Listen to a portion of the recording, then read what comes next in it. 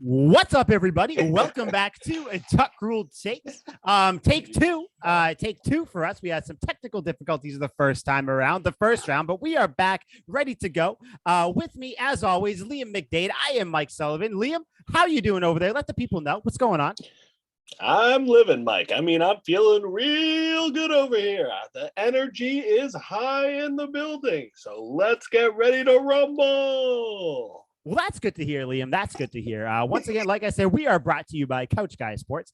Go on couchguysports.com. Check out Tuck Rule Takes. A little search bar up there. Type in TUCK. It'll pop up, or just type in Tuck Rule Takes. You'll see all of our podcasts. This is episode 42, I believe.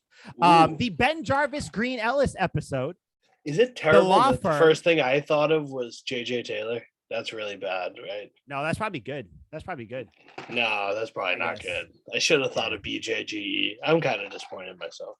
Yeah, you should be disappointed, but guess what, Liam? We are going to move on with it. We are going to start. I feel like we're doing a rerun because we just did this intro like two minutes ago. But I can hear you, Liam. My headphones are back on board. We are going to start, though. The NFL gods have taken another player. Danny Amendola has retired at the age of, don't know what his age is. He might be 38. I'm going to say somewhere around there. Danny Amendola ends his Patriots career with 2 Super Bowls, 6,212 yards, 5,450 return yards, and 26 touchdowns. Playoff Danny. Bang. Liam, thoughts? The presumptive, I remember when he was first signed, everyone was like, this is the next Welker. Little did we know he was, I don't know, he was like Edelman light. It was a weird thing because obviously Edelman ended up becoming the next Welker. Amendola was just kind of like that bridge guy. Such a stud. Hate to see him go. Trying to hold back tears here. Memorable moments. And you mentioned it in our first go around. Playoff Danny. Some of the most clutchest touchdowns I can imagine. He's a big baller.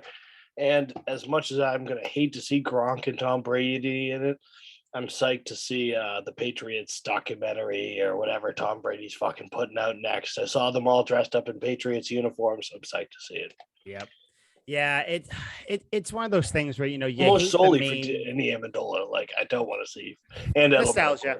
Yep, it's all nostalgia at that point because it's like I don't want to see, like, I'm done with the Brady Patriots thing. We don't need to rehash that. We know how everybody knows how we feel about that. But it's just seeing everybody back there. It's like, shit, I want. And by that point, Gronk will have come out of retirement for a second time. We're like, of course, yeah. Oh yeah, I'm sure it's gonna line up right with the release of that episode and everything. Danny, playoffs, by the way, 13 career Patriots playoff games, 57 catches, 709 yards, and 6 touchdowns.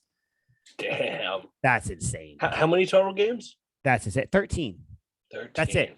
13 games, 57 catches, 709 yards, and 6 touchdowns. That's incredible.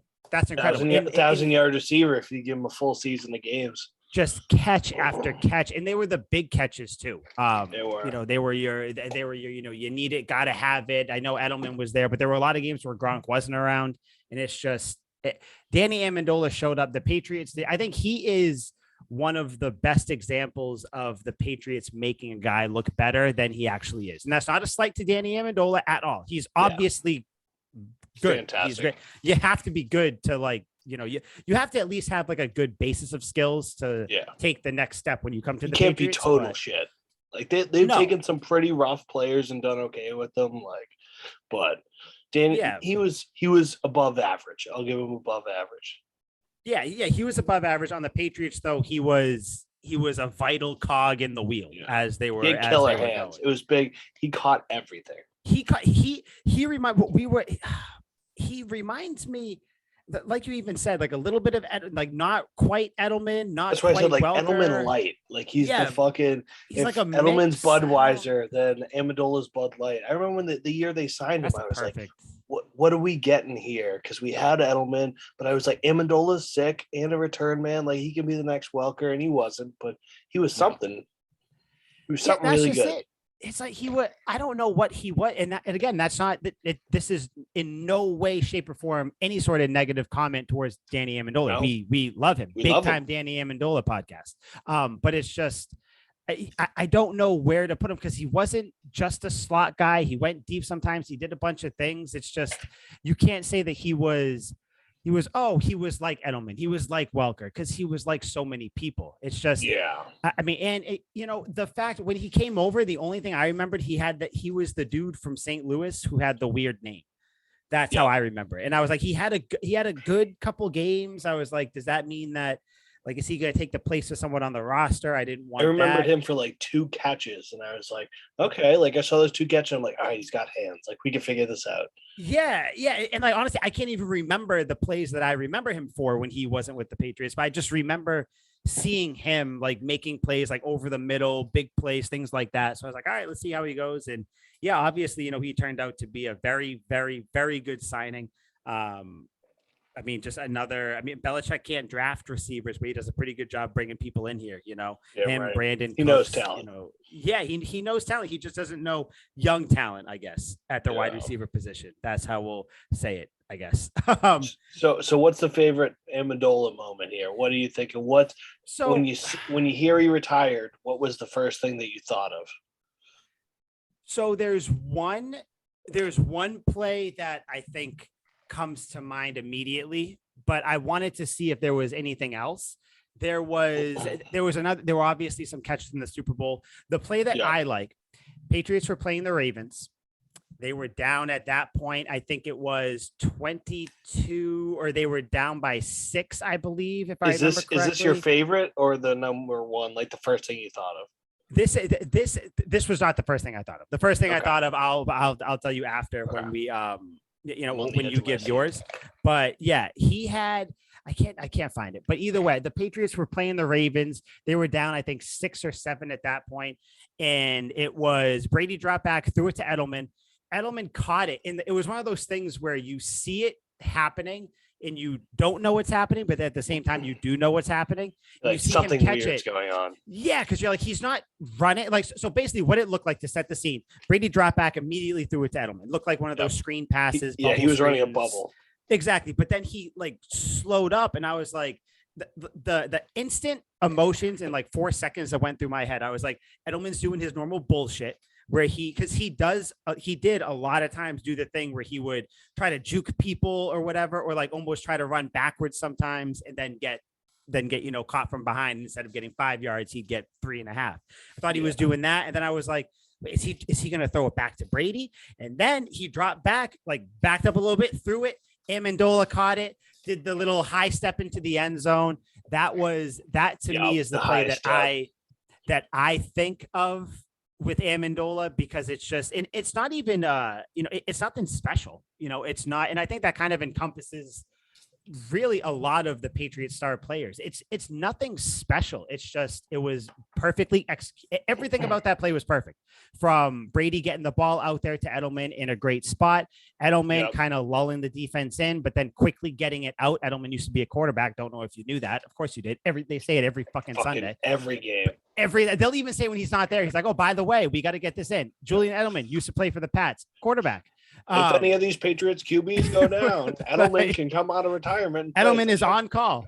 But yeah, it was just the throw, perfect catch, everything. Because how many times do you see those types of plays get blown up for some reason? Whether the receiver who catches the ball to throw it, like bobbles it for a second before he throws it, gives time for the safety to come over the top. But no, it was just, everything about it was perfect. The Patriots obviously came back and won that game. It was just everything about it was perfect. That is my number one Amendola play that he was involved with. I have 2 more. One is a really big one. Another one's kind of a smaller one, but we'll talk about that after. Liam, what is your number one play that you remember Danny Amendola for? So when he first retired, the play, the flash play that comes to my mind immediately is the one that you just described. Like immediately, I'm like, him going down the sideline, I think over Levine it was, and then that classic, like shakes the tackle toward the end and he's like stomping in. Mm-hmm. Like that's what I remember. That was a big play, because then they went on to beat the Seahawks that year, if the math we did earlier is correct. Yes. There's too many fucking winning playoff games to remember. But so that's what immediately came to mind. But my favorite Amendola play, of course, another one that still rings in my head. Let me paint you a word picture here. 57 seconds left. Down 2 after just completing a comeback down 28-3. We need a 2-point conversion to tie this and send it to the first Super Bowl overtime. And after James White, of course, our man, Sweet Feet, represent, scores the touchdown. We need 2. Brady slings again, basically a screen pass, not a bubble so much because he comes inward, gets perfect block, not perfect blocking, but follows his blockers right to the goal line. And this tiny, basically midget, shoulder charging through defensive linemen, linebackers, everyone on the Falcons is in tears. Like, please, anything but this. Don't get 2 points. Don't tie this fucking game. They're all willing to die on that field to stop this 2-point conversion. Powering right up to the very inch of the goal line, just getting the nose of the ball across, trying to back his way in there. Then they deck him. You can't even tell if it's a touchdown. They have to go. They have to review it. He crossed the plane by inches, and then they bundled his ass backwards. Unbelievable. To tie the game, obviously. The rest is history. James White continues his fucking in overtime and wins the game. James White. Oh, my God. But MVP. Basically, I could use that whole game as an Amendola memory. Like, he had, in overtime, he had like a 15-yard catch on 2nd and 5 or something like that. That was my other play. Zone. That was my other play that I was talking about. Yep. Yeah. Where it was such a great throw, or I don't even know if it's the same one, but we're talking about the one where he kind of runs it out towards the sideline. Yes, that's what he and toe taps it, and he just a great throw by Brady. Like, you got to have a tremendous amount of arm strength on that. He just nothing special, but it's just not everybody can run that route and get open. Yeah, that was going to be my second play. Yep. I used to love to see the off seasons when it would be Amendola and Edelman and Tom Brady, and they just like go to San Clemente or something and go to a football field, and it would just be Edelman and Amendola fucking running all over the place, catch, because they're both basically the same fucking players. So Tom Brady's like wheel out, option route, just calling out all these different hitting them. I love watching just the simplicity of football, seeing them work on that chemistry. Loved it. Because it's one of those things where then you see it in a game and you're like, holy shit, like this stuff does translate. Just like that play in the Super Bowl that we were just talking about, like to get the first down, get into the red zone. That's all timing play. Tom Brady knew when he was going to get there at exactly what time. He's like, he can make this toe tap. God, that play, I remember watching it too. That was one of the plays too where you're like, did he get? Yeah, he got. Did he get? Yeah, he did. Yeah. Right? I think he especially because you're so stressed out. Because at that point, all Patriots fans are a mess. We're a mess of tears. We're like, I can't believe a bunch of other fluids. Don't just sitting there, throw up tears, every fluid you can imagine. We're like, I don't even know how we got here, but you see it, and then when they show the replay, it's one. It was almost like the Edelman catch when he picked the ball up off the ground, where you're like, you're ridiculous. Watching and you're like, please don't hit, please don't hit. Absolutely, just like when you're watching that play, you're like, did it cross? Yeah. You're like, yep, the tip cross touchdown, we're in, good. 2-point, we're like, we're in, we're in. Like, perfect. Oh God, that was one of those plays where I think that it was after the James White touchdown. I feel like that was where Patriots fans, we were all still very, very worried at that point, but I think we all had the thing in our head where we were kind of like, we're going to win this game. Like, we had all the momentum. So it's like, you're stressed out. Crazier things have happened. Tom Brady threw a pick six. So I'm like, he did that earlier in the game. So you're like, don't fuck this up, but it looks really good. Mm-hmm. Yeah, it was just one of those things where, I mean, of course they scored on the play before. I just want to touch on that one more time. That's one of my favorite plays. The play where the old Kevin Falk play where like the snap went up over Brady's head, puts his hand, and then the running back just grabs it and runs. So Danny Amendola, that was going to be my other one. But I thought the main one I feel like that everybody talks about though is the toe tap in the back of the end zone against the Jaguars in 2017. Such a great catch. That Who's showing is off? Like, objectively, subjectively, whatever word you want to use, that is the highlight of Amendola. I think it's subjective. Objectively, because that means that's just everything. Like subjectively, it's like we subjectively gave our things, but just objectively, no matter who you are, whatever it is, that is the Amendola play. Yeah. That's the play that won the game. Granted, they ended up losing that Super Bowl. I believe we talked about it. That's when they went to the Eagles. That was the one, the Falcons one. That was the Falcons one because that was okay. Yeah. See, but So, it's just to send us to another winning Super Bowl. to send us to another. Like that was the catch. It was behind him. He jumped up, turned his body midair, caught it, toe tap, touchdown. Rest The feet is history. was perfection, just right on Perfect. the line. Perfect. Again, it's one of those things where it's not going to, you're not going to get any top, people aren't going to, like kids aren't going to see that play and be like, I want to be a receiver because he toe tapped, the back of the end zone, a little white guy did. But it's just like, those were the plays that we expected out of Danny Amendola. He made them time and time again. The only thing I wish is that he stayed here longer, and that's of no fault of. And that's when you said 2-time Super Bowl champion. I was like, so that means he wasn't here when we played because it was only the Seahawks Falcons that he won. So he wasn't there for when we lost to the Eagles or played the Rams or what was played the Rams. Yeah. Because that's because if he's a 2-time Super Bowl champion, he was here for the Seahawks and the obviously the Falcons one. Yeah. I mean, that was seems like he had so much more. It does, and I don't know. That's the thing. It's just he came up big.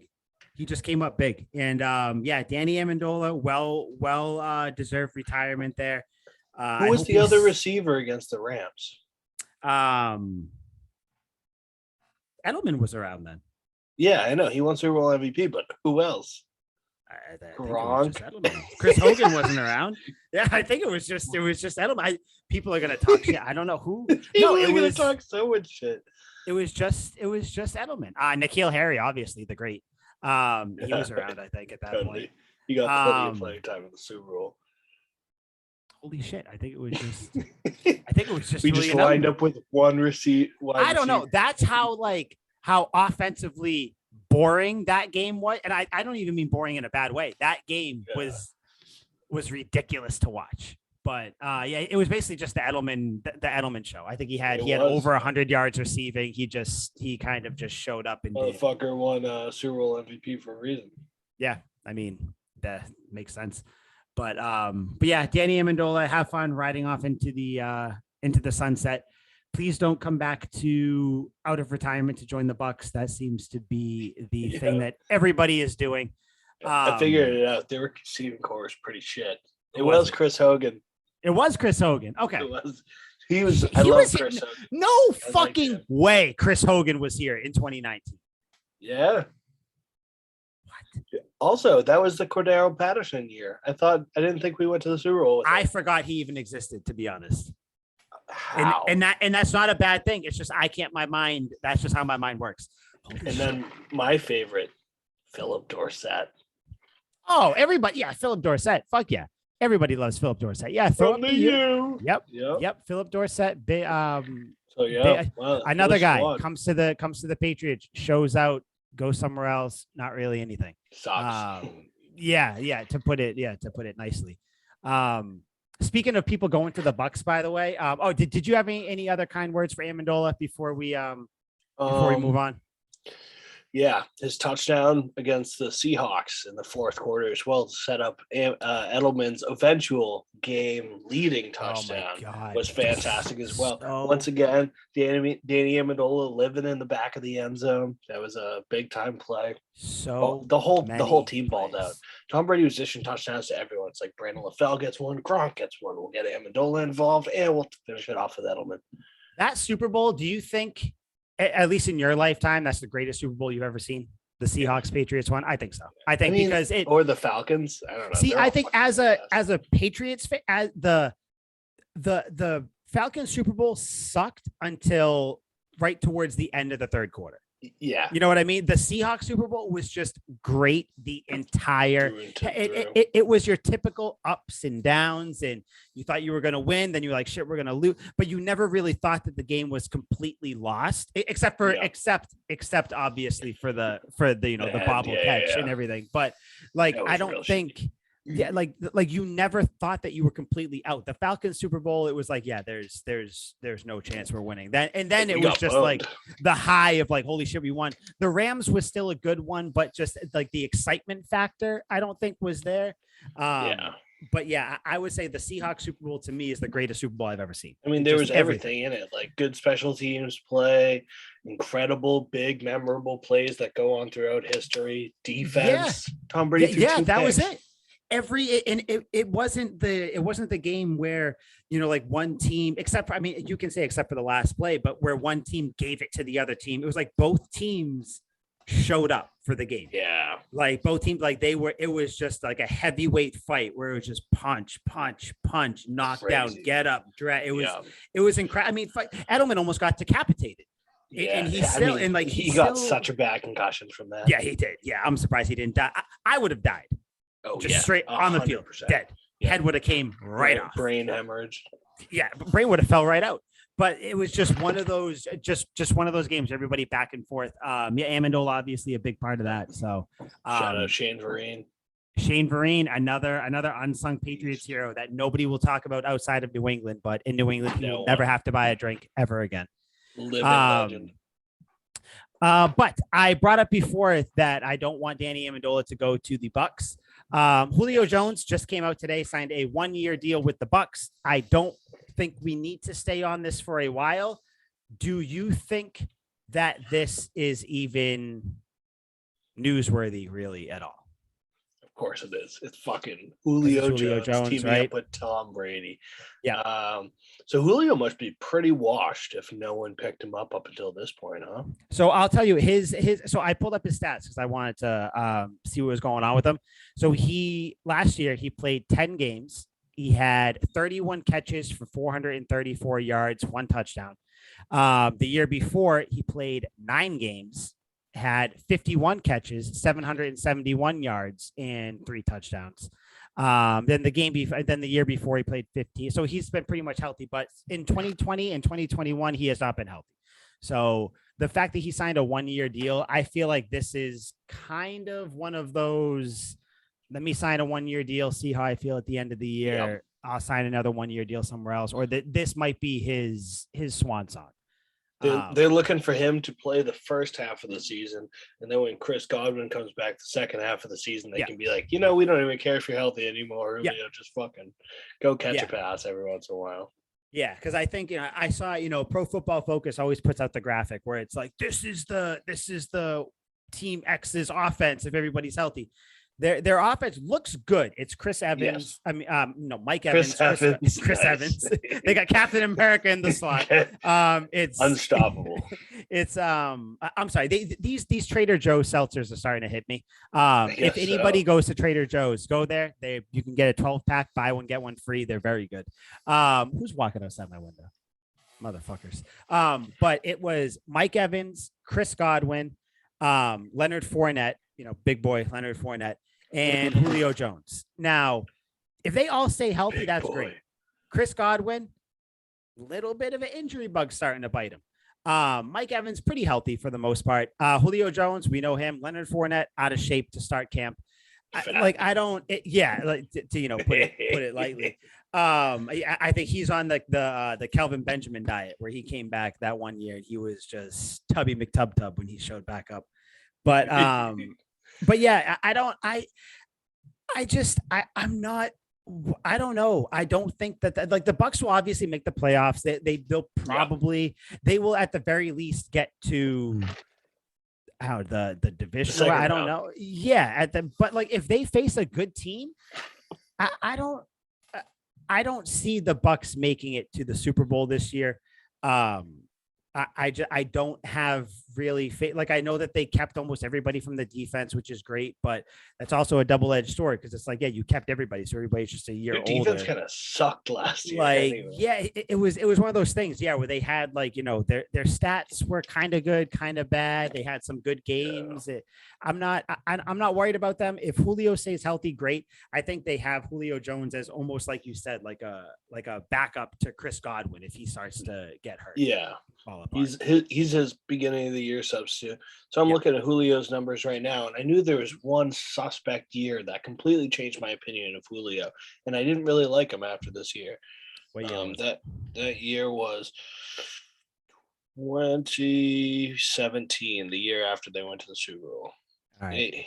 When he had basically 1,500 yards, Yep. 90 yards per game, but he had 3 fucking touchdowns. I remember him having so many yards every game, dominating teams, killing teams, but he finished with 3 touchdowns and being like, that's fucking terrible because he had 10 in his second year. Too.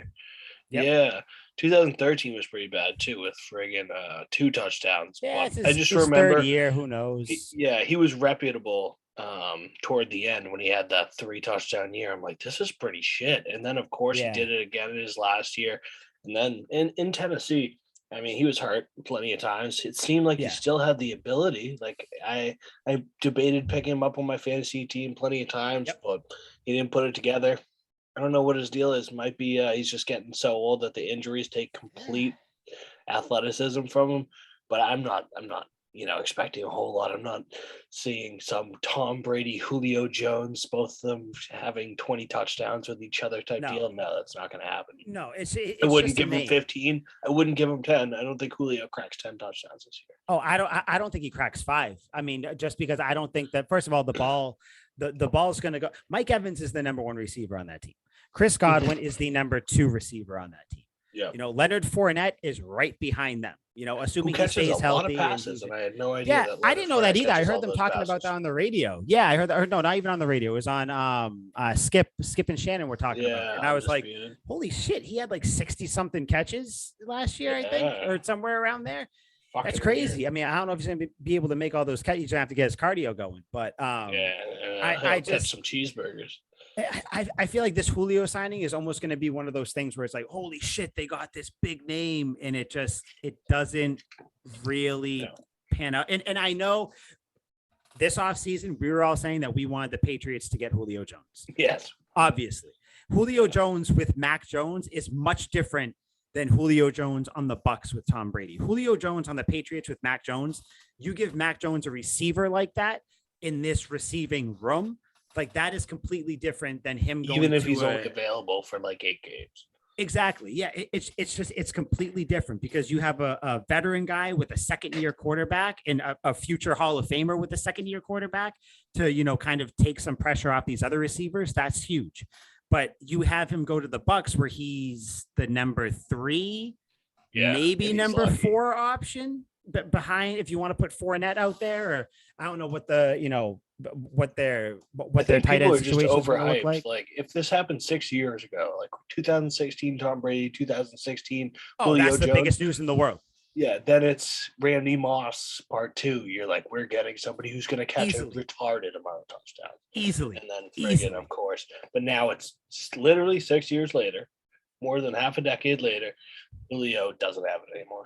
Yeah, and I think, maybe if he signed like a 2 or 3 year deal, that'd be something where I'd be like, oh shit, like, okay, maybe. Yeah. But the fact you sign a 1-year deal, it screams like he's still such a great receiver, you give him more than a year.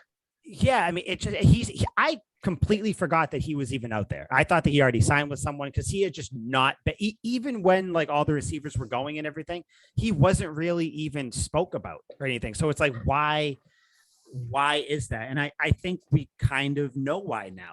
Teams are probably looking at him like, yeah, he is very much over the hill. This is probably his last year. Yeah, and again, it's not. Julio Jones is one of my favorite receivers I've ever seen play. Calvin Johnson will always be my favorite receiver I've ever seen play. And I'm not saying the best or anything. I do think he just your personal favorite. He to me is like the Gronk of receivers. It was just there was nothing you could do. I loved Calvin Johnson to stop him. He's not my top 5 favorites, but I loved him. He is right there for me. I like him.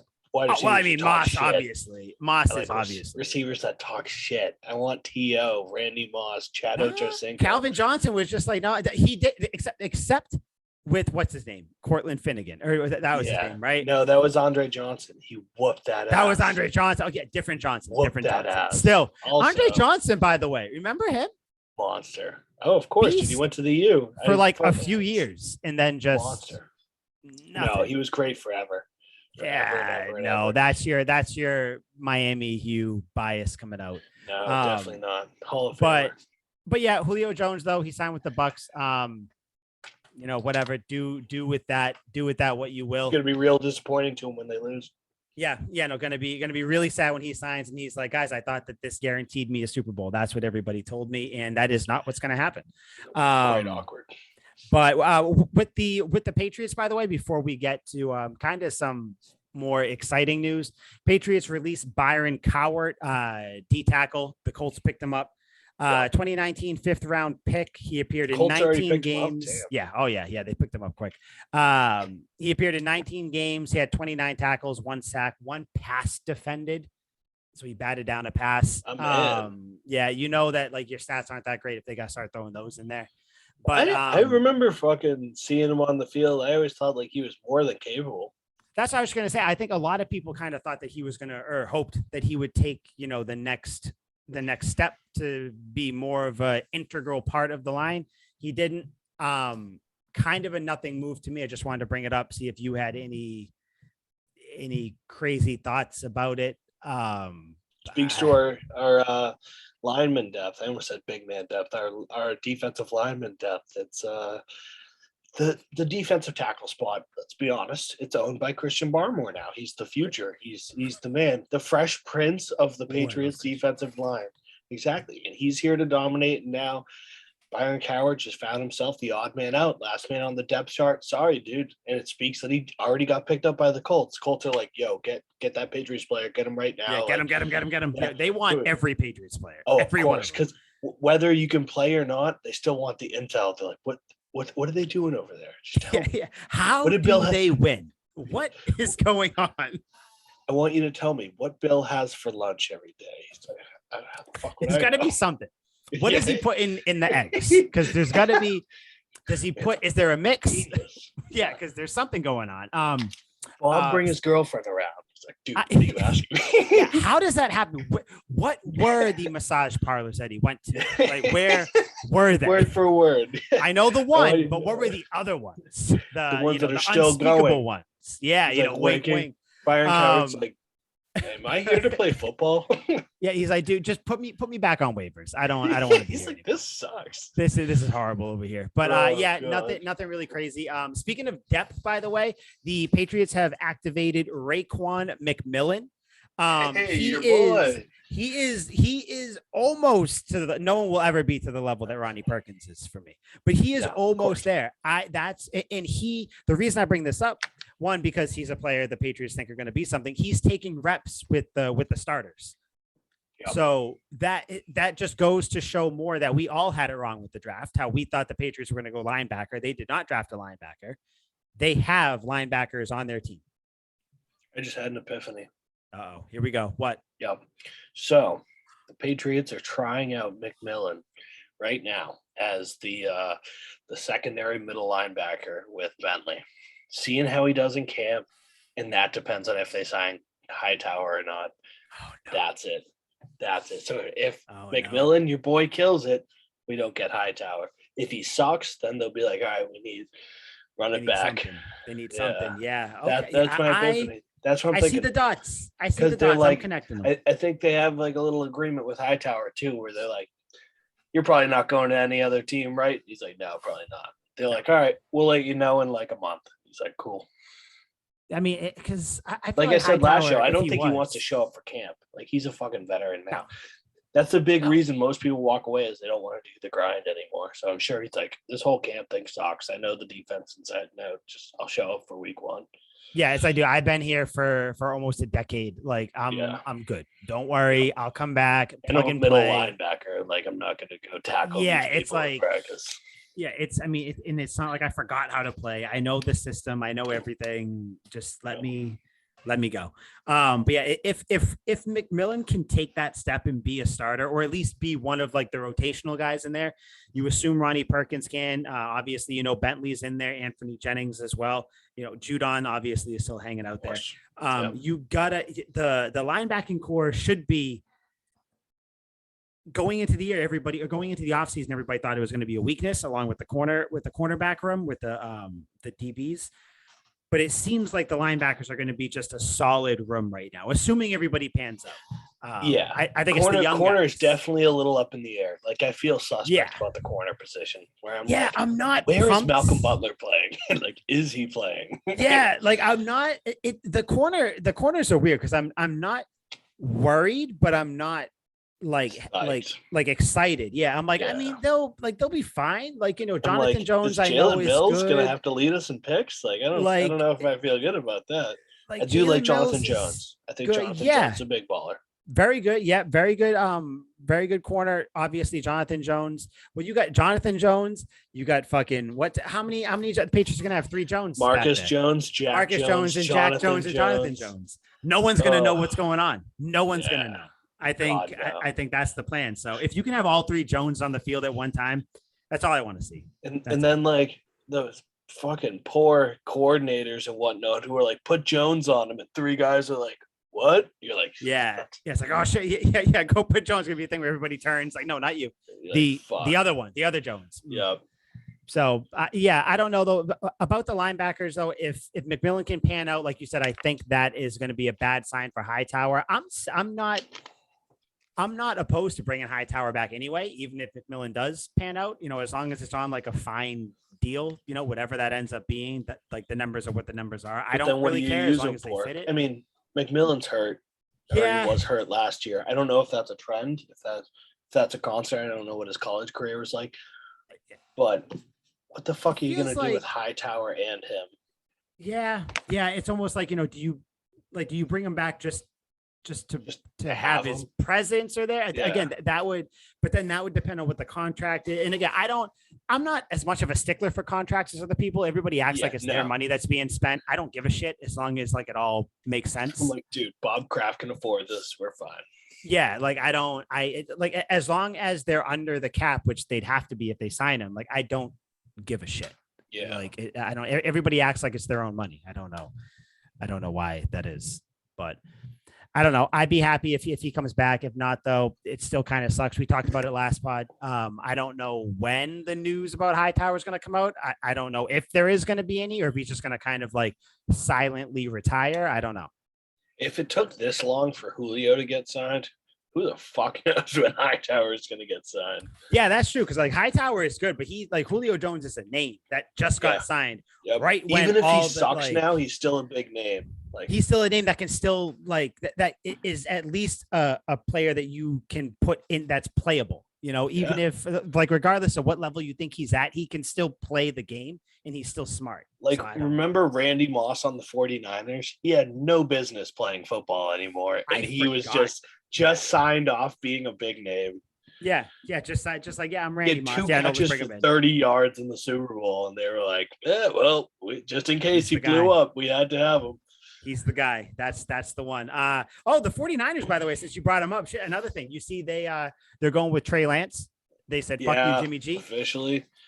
Do you like Jimmy G? I do. I don't know why the vibes in New England changed on him last offseason. Like, when it was talked about that he might be coming back. You hear the Edelman interview on I did, and I think I forgot about that up until just now when you brought it up. So I'm going to retract my statement. I'm not a big fan of Jimmy G. No, that is kind of soft. Yeah, that is soft. I mean, what's his name? What was it? Martellus Bennett called him a bitch. Yeah, right. And hey, if Marty says it, he's probably right. Marty B is terrifying, man. Like I can't imagine like him calling me a bitch and be like, bro, okay, I'm a bitch. Like, okay, you're like, holy shit, yep, got it. This is news to me, but fuck. Like, okay, sure. Like Martellus and Michael, they're both and Michael psychos. Bennett. Yep. I remember having both of them on the Patriots being like, oh shit, we might kill somebody. The Michael Bennett stint on the Patriots completely slipped my mind. Wasn't that like 5 games? It was not for long. I don't even think it was for more than a whole season, if I remember correctly. I don't think it was a whole season. But yeah, Michael, I forgot Mr. No Shoulder Pads. I completely forgot that he was here. Damn. Holy shit. But yeah, so Jimmy G is completely out now in San Francisco. I think that they kind of fucked him over by waiting this long to kind of officially hand the keys over to Trey Lance. Like honestly, apparently I think it was because he had surgery though. He had some sort of shoulder surgery. Yeah, because he was hurt because he's always hurt. They should have, when they drafted Trey Lance, they should have just moved on from Jimmy G right there. Like you don't but do the weird thing where they kept him and then like still gave Trey Lance like 25% of the playing time. That's stupid. I hate either give him no playing time or all the playing time. I hate that, and I think we have Sean Payton to blame for that because he did that bullshit with Taysom Hill when Drew Brees was like way too old to play football, and he was like, okay, so we're gonna put Taysom Hill in on like third downs or random other plays. It's like, no, this isn't. Stop. This isn't the position where you do that because now we're gonna see other teams do that, like when the Raiders would do it with Carr and Mariota. Yeah. Like freaking Sean Payton put Jameis Winston in there for like 1% of the plays just for like deep balls. I'm like, dude, he's just fucking around right now. That's one of those things where people say that Belichick does it. Sean Payton does it more than any coach, where he tries to outsmart everybody. You know, Belichick doesn't try to outsmart you. He is just smarter than you. He just outsmart. Yeah, it's one of those things where like Belichick just knows he's smarter. Sean Payton, it feels like he's always trying to prove to you that he's smarter than you. You know, where he's like, oh, I'm going to put in Taysom Hill, who has no business being a quarterback, really. But like, I'm going to say, be funny. I'm going to say, yeah, like, holy shit, he might do something crazy. This will be funny. That's what he's like, guys, check this out. I'm going to put, Jameis, fucking go chuck the ball 70 yards. Watch this shit, guys. Yeah, that'd be so funny. Sean Payton's like, you guys want to fucking laugh? Watch this. Jameis, get out there. I wouldn't even be surprised if that's what he said. He's like, okay, guys, what I'm going to do real quick. Watch this shit. Jameis, real quick, buddy. Come here. We just want you to just throw the ball as far as you can. Center of the field. Putting you in there for one far play. As you can. I don't care if you throw a pick, throw it long. Jameis out there doing his weird ass workouts on the sideline and shit, eating W's and shit. He's like, hold on, sir. I got to eat this last dub. And then he just runs in the game. Let me finish my dinner. Yeah, hold on. Let me get. He's got Sean Payton doing it too. You want the rest of this, coach? No, I'm good. You want the rest of this? He comes in. You short? You got? I got some. You want? He's like, dude, just get in there. I got the pinky. He's like, get in there before I change my mind. God, yeah, that was that's why. Do you think Sean Payton comes back next year? By the way, everybody's saying that he comes back to. I forget what team they originally said the Dolphins, but that was when Brady was going to go to the Dolphins. I don't think he goes there now because the Dolphins have whatever his name is, Mike Williams or whoever their new coaches. I don't think that Sean Payton comes back though. I don't even think it hasn't even really been spoke about, but I hope he doesn't come back because I think there can only be one like curmudgeon asshole coach in the league, and that's Bill Belichick. Stay the fuck away. I like the Saints. I am actually like a relative, like not a fan, but like I'll root for them because like they stood by us in Deflategate and all that stuff. But you know what team that Sean Payton's rumored to go to? What team? Oh, the Cowboys. Right? That's it. Yeah, I would. Well, hey now. If he goes to the Cowboys, well, first of all, if he goes to the Cowboys, he's going to bring Taysom Hill. He's going to somehow sign him, bring him over there, be like, Dak, listen, buddy. No. This isn't working.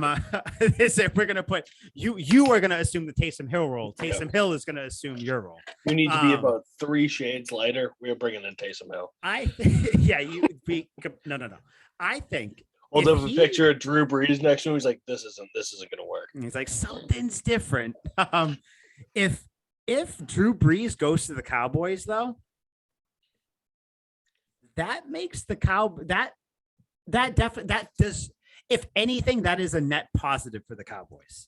That would ruin basically my reality. The fabric of the universe would fall apart. Because the Cowboys and like I know that they are arguably the first or second most hated team in the NFL in combination with the Patriots. But the Cowboys just need good coaching. I think that's it.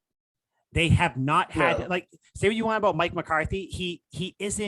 He's a fine coach, but he's not like a good. They need like a really good coach.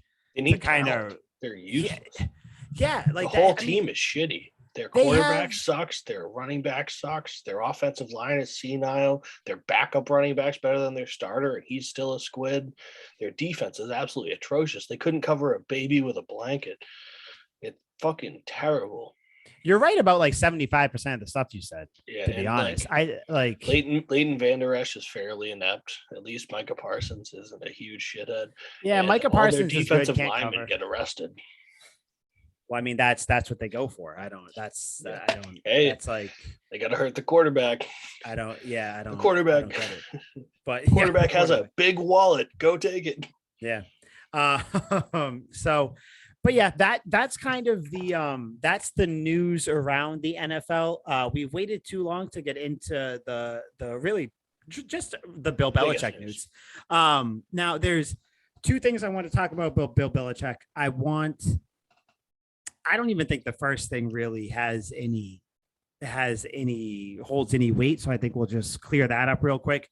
The media right now is saying that if the Patriots, if Mac Jones kind of doesn't progress, kind of falls back, doesn't move forward, doesn't get better or anything. I feel like this should be a segment Patriots- on our show. What's new for Mac Jones slander? That yeah, and I think that's what it'll be. It'll be kind of like the Mac Jones, and this is kind of Bill Belichick Mac gets Jones roped into. slander minute. Like if and this will also lead into what Bill Belichick said about Mac Jones today. But do you think, Liam, and I know the answer, I hope, do you think if the Patriots, if Mac Jones, if he regresses and the Patriots miss the playoffs due to that, is Bill Belichick officially on the hot seat? No, because he's following in Tom Brady's trajectory. I don't know if you remember the year Tom Brady won the Super Bowl, didn't make the playoffs the next year. Yep. They were like 9-7 or some shit like that.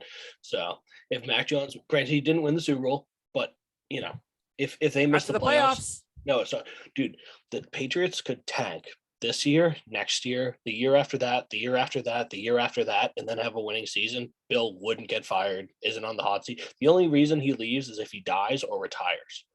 Yeah.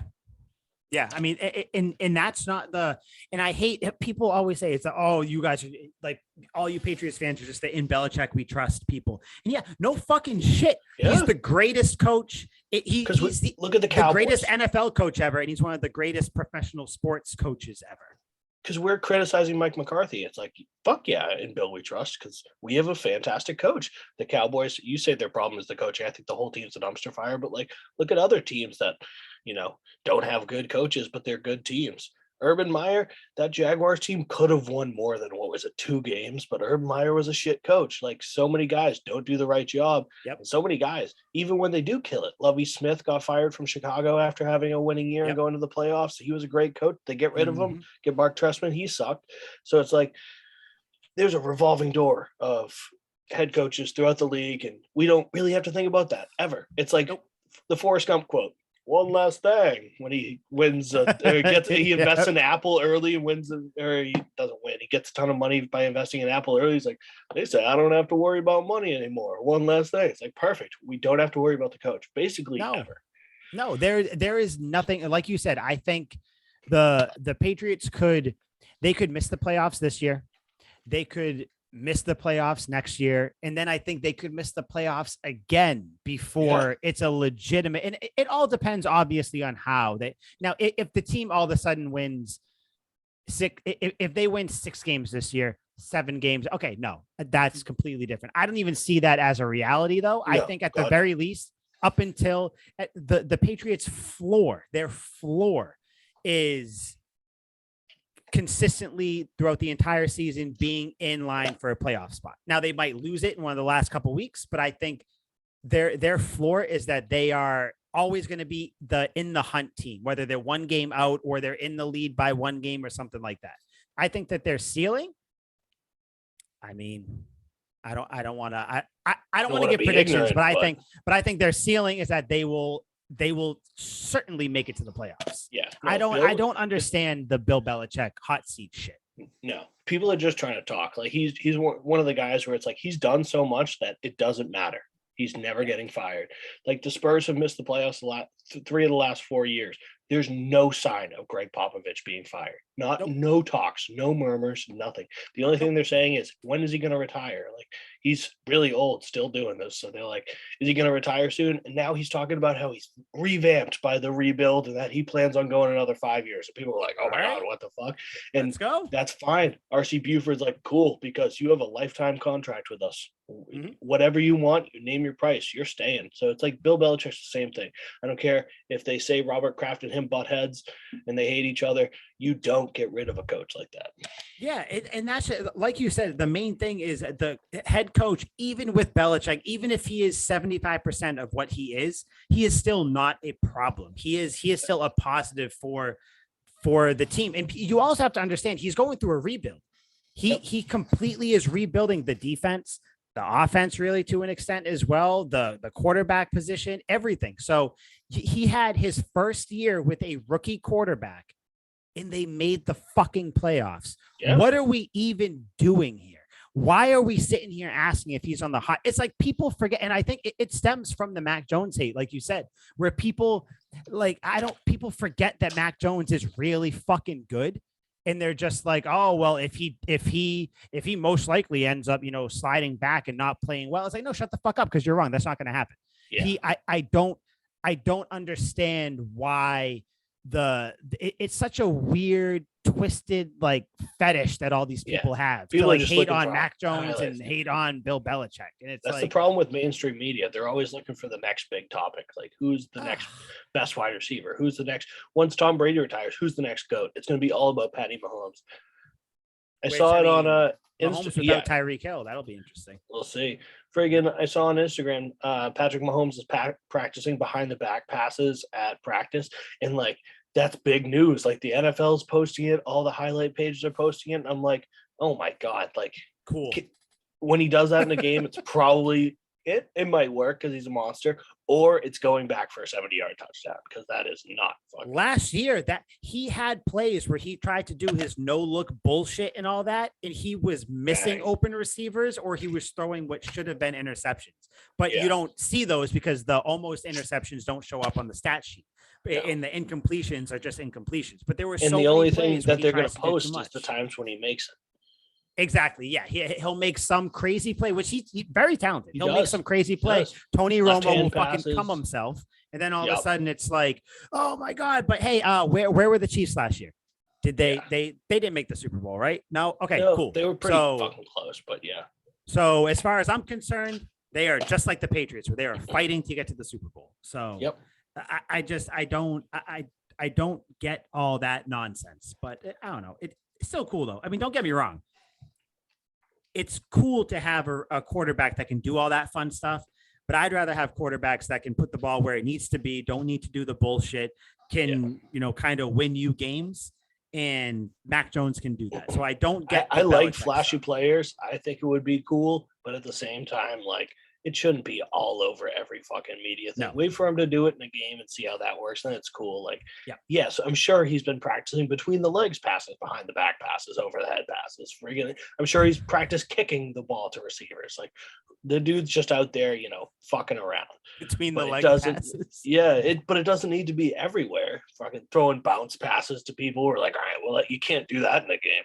Yeah, it's like, oh, you never know. If I throw it and it bounces off my shoe first, maybe then that, or if I throw it technically behind me and I put some English on it and it spins. Throws it off his shoe in the deflection. It's like, dude, you're trying way too hard here. Yeah, get the fuck out of here. But yeah, I don't even want to talk anymore about the Bill Belichick hot seat shit. I just it's ridiculous. You people, if you are even someone entertaining that argument, you need to look yourself in the mirror and say, I am a Tom Brady fan. I am not a Patriots fan. I am a Tom Brady fan. I am not a Patriots fan, because that's what you are, because you are one of the people that ever since Brady left, you start having these weird criticisms of the team. And instead of Bill so mean. Like, oh my God, he doesn't let you have fun at practice. He doesn't. Okay, bullshit. You're not taking the situation for what it is, where you had a rookie quarterback last year. Now you have a second-year quarterback. Still Mac Jones, still the same guy. They didn't get rid of him. I know everybody wanted them to, like, fuck off. Like, I don't, to the point where Nesson put out an article where it was like the top 5 thing, or top 5 preseason storylines, and one of them was Bailey Zappi. And I'm like, why the fuck are we talking about the backup quarterback? No one in that same article, it was like, well, what's going to happen with the tight ends? I was like, oh yeah, that's true. The tight ends they named were Devin Asiasi and Dalton Keene. I was like, who the fuck? Why are we talking about them? That is a waste of our. They are N'Keal Harry as far as I'm concerned. They are not going to get any. We gave the bag to two other guys because they weren't getting it done. So don't think about them. You're like trying to dig up these stories when you have so many stories right in front of you. Where it's like you have a second-year quarterback, Mac Jones. Is he going to take the next step? How's Devontae Parker going to fit in? I was going to say we got a new number one wide receiver. Like all these things. But what do people want to talk about? Oh, if the Patriots don't make the playoffs, they're on a they're in the hot seat. But yet when the Patriots were making the playoffs all the time, everybody said that it wasn't a big deal because it's easy to make the playoffs. Yeah. So I don't like which. And this should be expected for Bill Belichick too. It's like, all right, then pick one. Yeah, which is it, you idiots? But yeah, that's that. Belichick is on the hot seat. He won't be on the hot seat unless the Patriots completely shit the bed for the next 3 years in a row, which they won't sacrifice a sheep at half court before every game in some voodoo pagan ritual, and he is still our coach. Bill Belichick is the devil, so I wouldn't put it past them. So they say. Speaking of Bill Belichick and Mac Jones, Bill Belichick spoke today to reporters, and what he said about Mac Jones definitely made him move a little bit. They asked him about Mac Jones, and he said, and I quote, "I think Mac's done a great job. He's worked extremely hard. He's got a tremendous work ethic in all areas. I think there's a dramatic improvement. His physical work and conditioning, working on his mechanics, working on his footwork, working on his understanding of our offense, of our opponent's defenses, of situations, of all those things. He did a great job last year, but he's starting from a much, much higher point this year than where he started last year. So his offseason work has been significant, and I think everyone recognizes how well he prepares and how much further along he was than he was last year. I need a cold shower." I love that quote. Those quotes from Bill Belichick. They fucking love Mac Jones. As they should. There's no reason not to. But no. If he really loved him, he would have traded up to get him, though. Remember that argument? Yeah. That was crazy. But yeah, stupid nonsense. Yeah. Again, nitpicking. It's like, we got him. Who cares? It doesn't matter how we did it. We got him. He's here. That's all that matters. And obviously, like I saw people say like, oh, well, what was Belichick going to say? He didn't have to say all that. He didn't have to go out of his way to basically verbally stroke off Mac Jones, And we know how Belichick rolls. He could have said he's playing very well or we're playing good team football. Exactly. He could have said something like, he's making strides, he's still, he's a young guy still making, things in the offense, we'll see. Hopefully that translates to the field. No, that's not what he said. He went out of his way to say he's starting from a much, much higher point than he was last year. So he's acknowledging where he was last year. He's saying that he's in bet. Like, that to me makes me look at this and be like, the Patriots are going to win like 12 games at least next year. Like, yep. I don't even need to re-look at the schedule, which we will at some point in the next coming weeks. We'll do the whole, like, what happens and all that, what we think is going to happen. Hold me to that 12 games. But yeah, 12 games would be a good number for for this team. But yeah, him saying that though, I saw that quote and I was just like, oh my God, like this is some good shit. This is Patriots porn. Oh yeah. This is Patriots porn. The way it should be. I don't know. Dude, that's our man. I was gonna say, I don't think that you needed to get jazzed up anymore, but like, I'm sure you like seeing those quotes as well, right? Oh yeah. It's those and like the highlight videos that the Patriots team puts together, like the dramatic music of Mac passing at the high school near my house and shit like that. I'm like, oh, he's getting that working. He's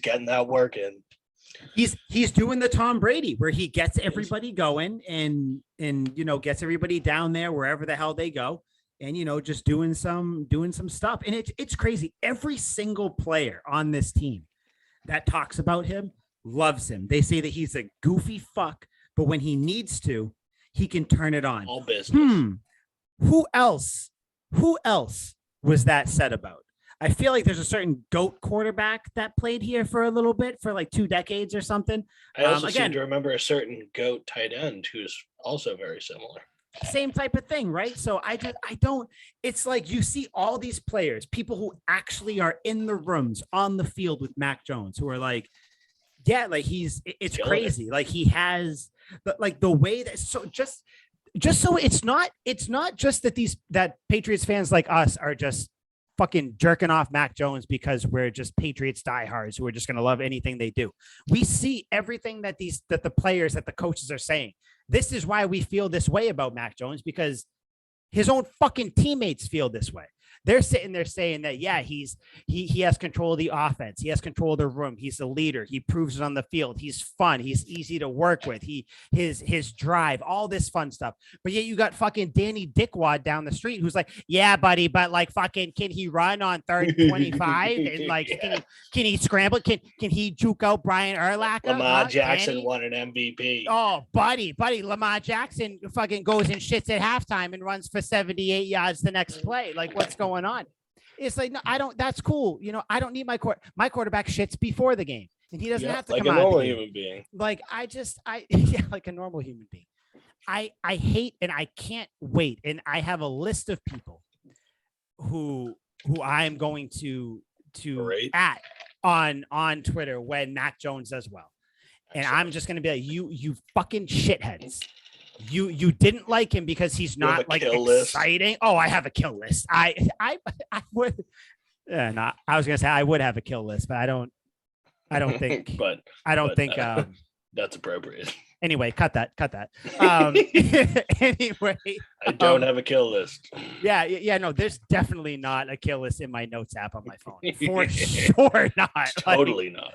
Why would you even say that? Why? What a why strange accusation. I'm like, dude, you said that. You're like, yeah. Whoops. Well, you just made the list.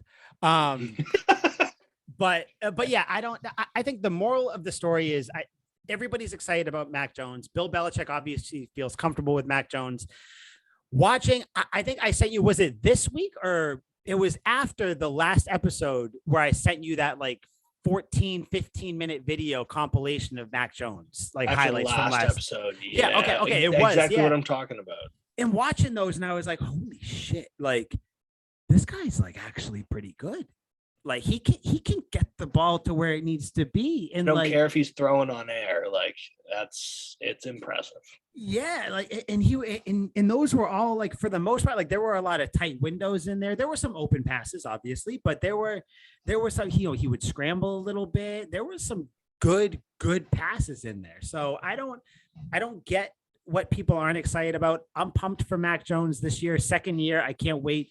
Maybe in the next coming weeks, we'll kind of do one of the things where we kind of make a prediction on what we think his stat line, how he's going to be, what's going on with that. We were pretty good on that last year. Yeah.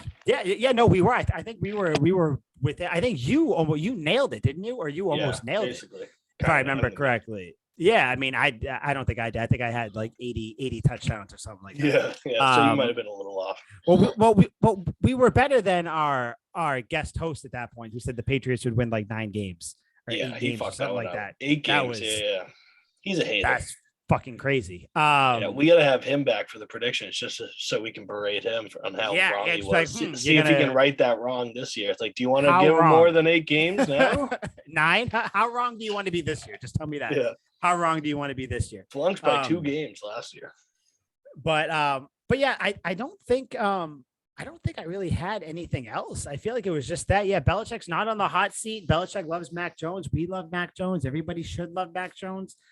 If you don't, that's fine. Tom Brady plays in Tampa. There's room on that bandwagon. Fun being a Bucs fan, yeah.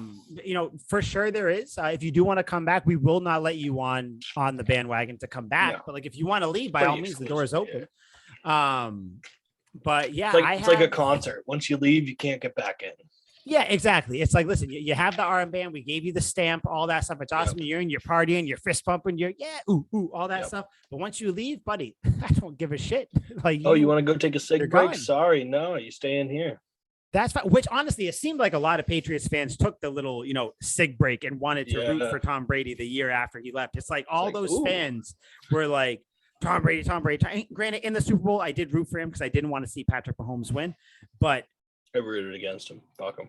Which I don't even care. Good for you. I'm happy. I wish I had the same like mental Vitriol. capacity, I just couldn't do it. I couldn't do it. And if it happened now though, I would root against it because I feel confident that anybody who goes against Tom Brady, I'm cool with rooting against him. You know, even if it was like the Eagles, maybe not, because I do still fucking hate the Eagles. You don't say. Yeah, I really do. I completely forgot they got AJ Brown, by the way. I know we talked about that last episode. You're gonna hate them when they march all the way to the bank next year. So yeah, march all the way to a 9-8 record. It's gonna be what? Say that 8-9. What are we thinking? Nope. No, I'm thinking, I don't know, like 17-0. That's far too much Eagle stock. We've had way too much Eagle stock on the podcast.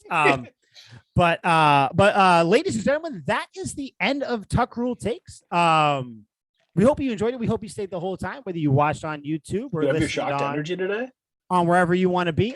Shocked energy. I do not have shocked energy, but if you do, go to shockedenergy.com. Liam, what is your favorite? What is your favorite flavored box? Whoa.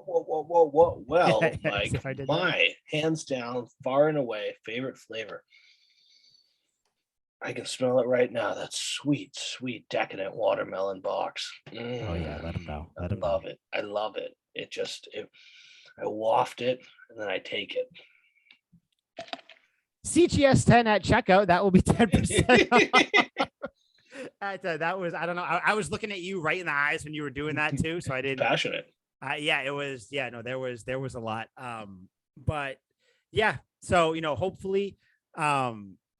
hopefully Mac Jones gets his shocked energy this year. I don't think he's going to need it because he is in great shape. The Patriots are in great shape.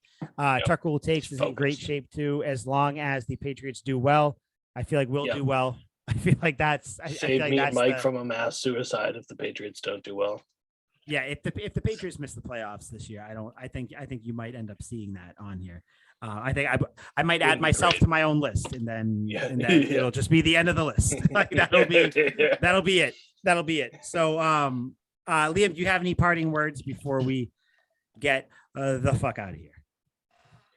In Billy we trust, and Mac we trust. Let's ride. Mac 10, baby. Mac 10. Mac fucking 10. With in Mac we trust on the side of my hip. In Bill we trust. This is Tuck Rule Takes. That's Liam McDade. I'm Mike Sullivan. Next week we'll be back again to sing the praises of Bill Belichick and Mac Jones. That is all. Good night. Thank you for coming to our sermon.